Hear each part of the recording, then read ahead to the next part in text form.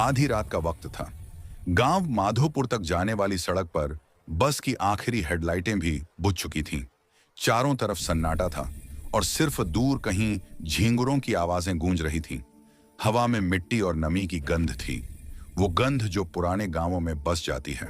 आरिफ ने कंधे से झोला उतारा और चारों ओर देखा। अंधेरे में गांव के घरों की परछाइयां ऐसे दिख रही थीं जैसे किसी ने काली स्याही से पेंट किया हो। सड़क खत्म होते ही आगे एक कच्चा रास्ता शुरू होता था, वही जिसे लोग काली पगडंडी कहते थे। आरिफ को याद था बचपन में उसकी दादी कहा करती थी, बेटा शाम ढलने के बाद उस पगडंडी पे मत जाना, वहां हवाएं नहीं परछाइयां चलती हैं। वो मुस्कराया। दादी की बातें तो अब भी याद हैं, लेकिन गांव के लोग आज भी उस रास्ते से नहीं गुजरते। ये बात उसकी समझ से बाहर थी। वो धीरे धीरे गांव की ओर बढ़ा। हर घर के दरवाजे बंद थे, मानो किसी ने सबको एक साथ सो जा का हुक्म दे दिया हो। अचानक एक बुढ़िया की आवाज आई, कौन है वहां? आरिफ ठिठक गया। दीवार के पीछे से जमीला निकली। लगभग 22 साल की गोरी सांवली आंखों में अजीब सी चमक, हाथ में लालटेन थी और उसके पीछे पुराना मिट्टी का घर। शहर से आया हूं आरिफ, उसने कहा। अरे वही खालिद चाचा का पोता? हाँ, तो तुम गलत रास्ते से आए। वो पगडंडी, उसने रुककर कहा, रात को जिंदा हो जाती है।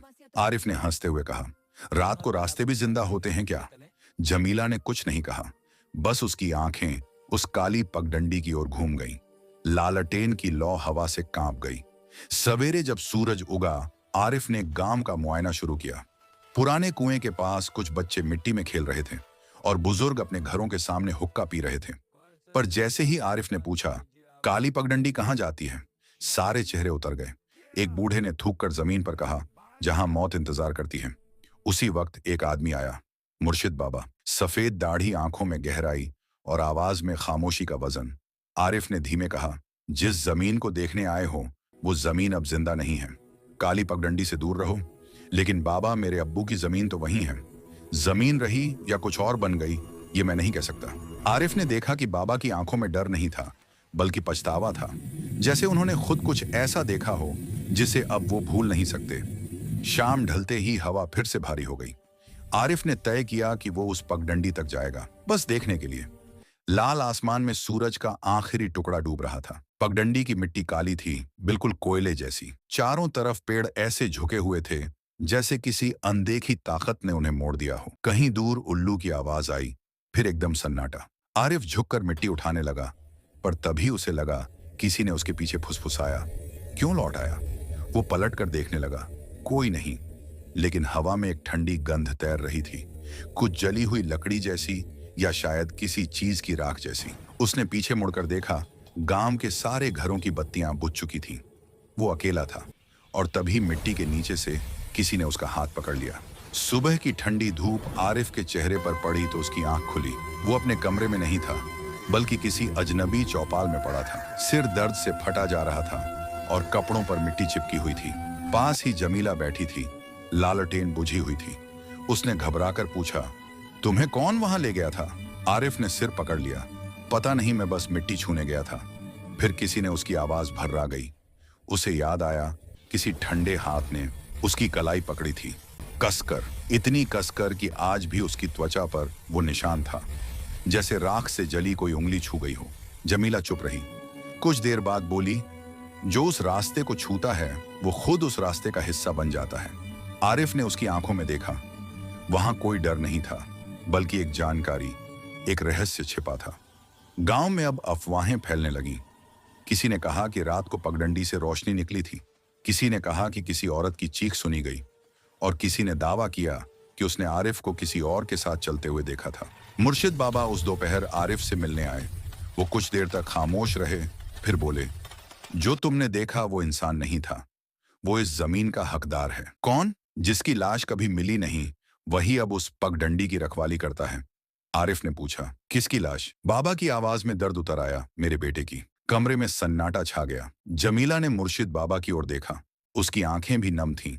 बाबा ने बताना शुरू किया, 20 साल पहले जब गांव सूखे से मर रहा था, गांव वालों ने जंगल की तरफ नया कुआं खोदने की कोशिश की थी। वो कुआं काली पगडंडी के पार था, पर खुदाई के तीसरे दिन बाबा का बेटा साजिद वहां दब गया। लाश कभी नहीं मिली। कुएं से सिर्फ काली मिट्टी निकली और उसके बाद से वो रास्ता कभी पहले जैसा नहीं रहा। लोग कहते हैं साजिद की रूह अब भी वही है और जो कोई उस मिट्टी को छूता है वो उसे अपने में खींच लेता है। आरिफ के रोंगटे खड़े हो गए। उसने धीरे धीरे अपने हाथ की ओर देखा। वो निशान अब काले पड़ चुके थे। शाम को जब हवा में फिर से नमी घुलने लगी, आरिफ अकेले बाहर निकला। उसने देखा गांव की औरतें जल्दी जल्दी दरवाजे बंद कर रही थीं। बच्चों को घरों में बुलाया जा रहा था। वो मंदिर की दीवार के पास पहुंचा। वहीं पर कुछ पुरानी लकीरें बनी थीं, जिन्हें देखने पर लगा जैसे किसी ने आग से निशान खींचे हों। लकीरों में लिखा था, वो जो जिंदा मिट्टी में सोया वो हर बार जागेगा जब कोई उसका नाम पुकारेगा। आरिफ ने खुद से बुदबुदाया। साजिद और हवा थम गई। अचानक उसके पीछे से एक ठंडी सांस आई। वो पलटा, कोई नहीं, सिर्फ धूल उड़ती हुई और दरख्तों के बीच से आती एक धीमी हंसी। रात को उसे नींद नहीं आई। बारिश शुरू हो चुकी थी। छत पर टपकती बूंदों के बीच उसे लगा जैसे कोई उसके कमरे के बाहर चल रहा हो। धीरे से दरवाजा खुला और भीतर जमीला दाखिल हुई, भीगी हुई, हाथ में वही लालाटेन। तुम्हें वहां नहीं जाना चाहिए था, उसने कहा। अब वो तुम्हें छोड़ने वाला नहीं। वो कौन? आरिफ ने धीरे से पूछा। जो हर रात जमीन से उठकर चलता है, वो जो अपने नाम की तलाश में है। लालटेन की लौ कांप पी और अचानक बुझ गई। अंधेरे में सिर्फ कदमों की आवाज गूंज रही थी, धीरे भारी मिट्टी में ढंसती हुई। आरिफ ने हाथ बढ़ाकर लालटेन जलाने की कोशिश की, पर जब लौ जली तो कमरे में कोई नहीं था। जमीला गायब थी। दरवाजा खुला था और फर्श पर गीली मिट्टी के निशान बने थे। कमरे से बाहर जाते हुए वो जो नाम पुकारता है, सुबह गांव पर एक अजीब सा सन्नाटा छाया हुआ था। पंछियों की आवाज तक गायब थी। लोग अपने घरों में बंद और हवा में ऐसा बोझ जैसे कोई अनकहा डर तैर रहा हो। आरिफ के कमरे की मिट्टी अब सूख चुकी थी, पर जमीन पर बने पैरों के निशान अभी भी साफ दिखाई दे रहे थे। हर कदम मानो किसी ने बहुत वजन लेकर रखा हो। आरिफ बाहर निकला तो दरवाजे पर जमीला खड़ी थी, थकी हुई, चेहरे पर नींद का कोई निशान नहीं। मैंने कहा था वो तुम्हें छोड़ने वाला नहीं। जमीला, सच सच बताओ, तुम कौन हो? जमीला कुछ देर तक उसे देखती रही, फिर बोली, मैं वो हूं जिसने साजिद को आखिरी बार जिंदा देखा था 20 साल पहले। तब जमीला सिर्फ 12 साल की थी। गांव में सूखा पड़ा था। लोग दिन रात कुआं खोद रहे थे और मुर्शिद बाबा का बेटा साजिद उस काम का सरदार था। एक शाम काम के बाद साजिद ने जमीला को पगडंडी तक छोड़ा था। रास्ते में उसने कहा था, अगर ये कुआं खोद गया तो गांव बच जाएगा, वरना सब खत्म। लेकिन उसी रात बारिश आई और कुएं के गड्ढे में मिट्टी धंस गई। साजिद अंदर दब गया।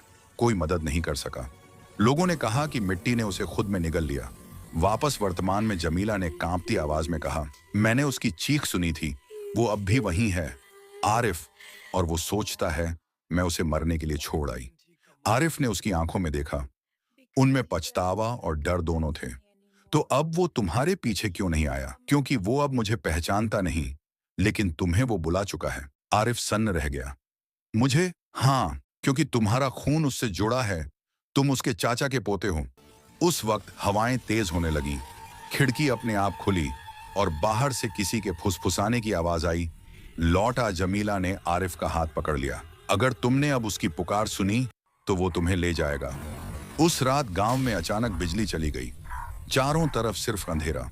कुत्ते भौंक रहे थे और पेड़ों के बीच से धुंध उतर रही थी। आरिफ ने दरवाजा बंद किया, पर हवा इतनी तेज थी कि खिड़की हिलने लगी। फिर एक दस्तक, धीमी भारी मिट्टी में भीगी हुई। ठक ठक ठक उसने हिम्मत करके दरवाजा खोला। सामने कोई नहीं था, सिर्फ जमीन पर एक गीली तस्वीर रखी थी, पुरानी, फटी हुई, और उसमें साजिद और मुर्शिद बाबा एक साथ मुस्कुरा रहे थे। तस्वीर के कोने पर काली मिट्टी लगी थी। आरिफ ने तस्वीर उठाई और उसी पल पीछे से किसी ने उसका नाम पुकारा। आरिफ वो पलटा और सामने साजिद खड़ा था। आंखें धंसी हुई, चेहरे पर मिट्टी चिपकी, होंठ फटे हुए, लेकिन मुस्कान जिंदा थी। उसकी आवाज धीमी और भारी, वो कुआं पूरा होना चाहिए था। आरिफ पीछे हटने लगा। तुम जिंदा नहीं जिंदा, या जमीन का हिस्सा? साजिद ने हाथ बढ़ाया और उसकी उंगलियों से मिट्टी टपकने लगी। जिस जमीन ने मुझे लिया, अब वो तुम्हें पुकारती है। अचानक दरवाजा जोर से बंद हो गया। साजिद गायब, आरिफ अकेला, पर दीवार पर अब एक नई लकीर उभर चुकी थी। मिट्टी से लिखी हुई, तीसरा सूरज उगेगा तो जमीन फिर किसी को निगल जाएगी। आरिफ ने जमीला को ढूंढने के लिए बाहर भागा, पर गांव की गलियां खाली थीं। दूर मस्जिद की अजान की गूंज में उसे लगा हर आवाज किसी नाम की तलाश में है। साजिद और पगडंडी के उस पार फिर से लाल रोशनी चमकी। तीसरा सूरज, रात बीत चुकी थी लेकिन आसमान अब भी अंधेरा था, जैसे सूरज को उगने में कोई रोक लगा दी गई हो। गांव माधोपुर पर धुंध इतनी गहरी उतर चुकी थी कि हर घर, हर दरख्त बस धुंधली परछाई बन चुका था। आरिफ ने कमरे की दीवार से तस्वीर उतारी जिसमें साजिद और मुर्शिद बाबा थे। वो मिट्टी से सनी थी और तस्वीर के पीछे एक लाइन खुदी हुई थी, जमीन अपनी कीमत खुद वसूलती है। उसके पीछे से जमीला की आवाज आई, तीसरा सूरज आज उगेगा। आरिफ ने चौंक कर उसकी तरफ देखा। तीसरा सूरज, इसका मतलब क्या है? जमीला की आंखें डर से फैली थीं। 3 बार सूरज ने उसे पुकारा है, तीसरी बार वो लौटेगा। कौन लौटेगा? वो जो अब भी जमीन के नीचे सांस ले रहा है। सुबह गांव का डर, गांव में अजीब बेचैनी थी। गायें बाड़े से निकल भागी थीं, कुएं का पानी काला पड़ चुका था और लोगों ने कहना शुरू कर दिया था कि जमीन बोल रही है। मुर्शिद बाबा ने मस्जिद की ओर जाते हुए देखा। दरवाजे पर किसी ने मिट्टी से लिखा था, खून का हिसाब बाकी है। वो समझ गए समय आ गया है। बाबा उसी शाम आरिफ के पास पहुंचे। उनकी आंखों में थकान और पछतावा दोनों थे। आरिफ, जो कुछ हुआ वो मेरा किया हुआ गुनाह है। आरिफ ने चुपचाप देखा। साजिद की मौत हादसा नहीं थी। तो फिर? बाबा की आवाज टूट गई। गांव के लोगों ने खुद उसे दफनाया था। 20 साल पहले की सच्चाई उस वक्त गांव में सूखा था। लोग मानते थे कि जंगल के देवता नाराज हैं और उन्हें किसी बलि की जरूरत है। गांव की पंचायत ने मुर्शिद बाबा से कहा, अगर तेरे बेटे का खून चढ़ेगा तो बारिश आएगी। बाबा ने इनकार किया, पर रात में कुछ लोगों ने साजिद को कुएं में धकेल दिया, मिट्टी गिरा दी और सबने कसम खाई कभी किसी को ये बात नहीं बताई जाएगी। पर जमीन ने साजिद को निगल लिया और बारिश आई, लेकिन साथ आई काली पगडंडी का शाप। वापस वर्तमान में बाबा की आवाज कांप रही थी। अब वो तीसरा सूरज उगने पर अपना हक मांगेगा या फिर पूरा गांव ले जाएगा। आरिफ का चेहरा सख्त था। अगर ये सच है तो अब सब खत्म होगा। मैं पगडंडी तक जाऊंगा, जमीला ने बीच में कहा। अगर तुम वहां गए तो लौट नहीं पाओगे। शायद यही वक्त है कि कोई लौटे ही ना। आरिफ ने अपनी लालटेन उठाई और बाहर कदम रखा। काली पगडंडी का सफर, हवा अब जलन से भरी थी। पगडंडी पर कदम रखते ही उसने महसूस किया जमीन अंदर से हिल रही थी, जैसे कोई नीचे चल रहा हो। आसमान में लाल सूरज उगा, पहला, उसके बाद एक और हल्का गोला, दूसरा, फिर दोनों सूरज धुंधले होकर एक तीसरे काले सूरज में बदल गए। हवा गाढ़ी हो गई और साजिद की आवाज गूंजी, खून जमीन में पूरा नहीं गया था। आरिफ चिल्लाया, मैं वो खून वापस दूंगा। तू क्या चाहता है? न्याय। और तभी जमीन फट गई। कुएं का मुंह दोबारा खुल गया। मिट्टी के अंदर से हाथ निकले, साजिद का और उसके साथ दर्जनों और हाथों का झुंड। हर वो आत्मा जो उस पगडंडी से जुड़ी थी। आरिफ ने लालटेन नीचे फेंकी। अंधेरे में सिर्फ उसकी आवाज गूंजी, अब जो कुछ मेरा है वो तू ले ले।